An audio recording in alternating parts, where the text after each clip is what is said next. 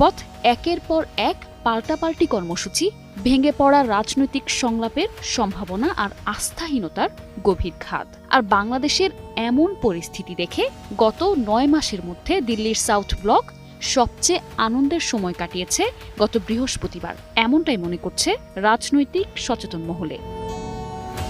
হাসি ফুটেছে পতিত আওয়ামী সেকুলার শিবিরেও।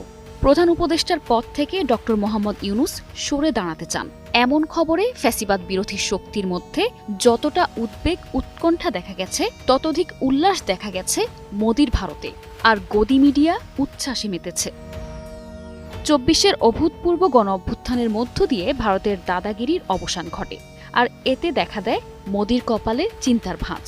কারণ টানা ১৭ বছরের বাংলাদেশের ওপর একচ্ছত্র নিয়ন্ত্রণ হারায় ভারত। আর তা পুনরুদ্ধারে বাংলাদেশকে নিয়ে নতুন করে ষড়যন্ত্র শুরু করে মোদির ভারত। বাংলাদেশকে